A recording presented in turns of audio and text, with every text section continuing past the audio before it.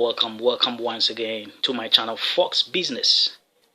In this edition, we talk about English phrases for starting email marketing messages. English phrases for starting email marketing messages. If you have not subscribed to the channel yet, hit the subscribe button and subscribe. Share, comment, and like. Now, let's look at the various phrases that can be used to start email marketing messages. The first one, or the first phrase, is used when you are communicating with the prospect for the first time. Let's say you are doing a cold call. It's a cold call email, and you want to market your product to the particular prospect.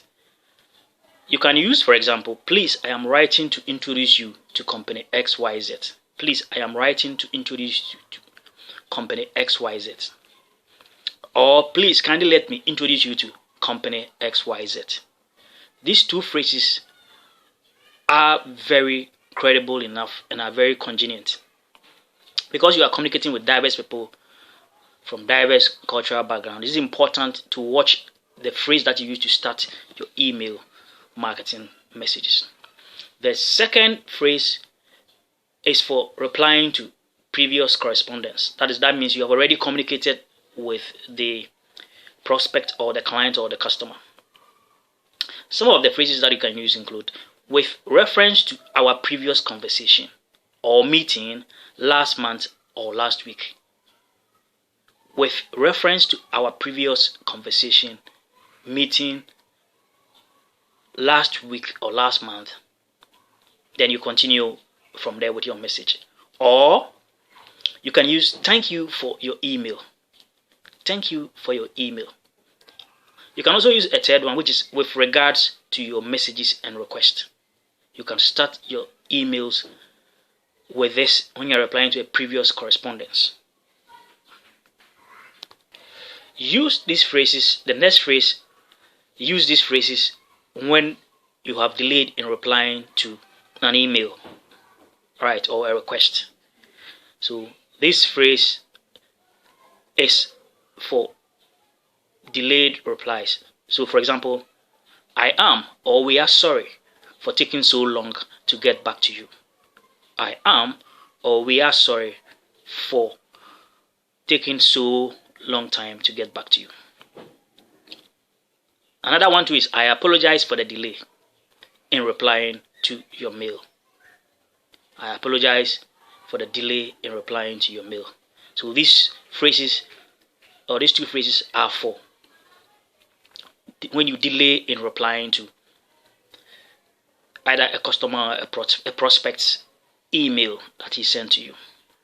It could be an inquiry or anything else. And then we have phrases for good and bad news in email marketing. Phrases for good and bad news in email marketing. There could be a situation whereby probably the client's order could not be honored or the client's order could not be supplied due to some few things here and there. And then we have that for good news, right?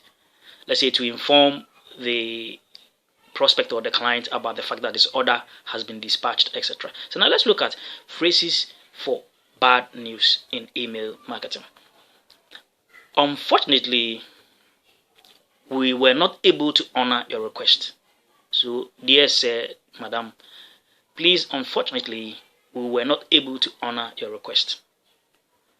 Or, I am or we are afraid that your order has engaged in an accident. Your order has been engaged in an accident. Or we regret to inform you that, or I regret to inform you that the quantity requested cannot be supplied this week. So these are phrases for good and bad news in email marketing. These are phrases for good. So this is for bad news. This is for bad news. What I just said is for bad news. Now let's look at that of good news. Good news. We are pleased or glad to inform you that your order has been dispatched. Your order has been dispatched. The next one you can also use that we are excited to inform you that your order has been dispatched. I am, or we are delighted to inform you that your order has been dispatched. So this is for good news. So these phrases are for good and bad news. They are for good and bad news in email marketing. The next phrase we'll look at is our phrases for a call to a special attention. You want to call the prospect to a particular attention, right? Let's say, for example, shipping costs, or for example, your terms and conditions. You can use these phrases. I would like to call your attention to the shipping cost, or I would like to call your attention to our terms and conditions, or I would like to call your attention to our contract. I would like to emphasize that. For example, I would like to emphasize that the price does not include shipping cost. Another phrase is, please note that. So for example, please note that the prices of the order of the goods does not include the cost of shipping. Then the next phrase is used to ask the opinion of the client or the recipient or the prospect. Let's say you want to find out how his order should be shipped. So for example, please, what would you advise? What would you advise? So for example, it could be, what would you advise on the shipping method or the shipping means or the means of transportation? How do you think we should deal with this issue? Please, I would like to hear your thoughts, for example, on the mode of shipping. So these are phrases that are used for starting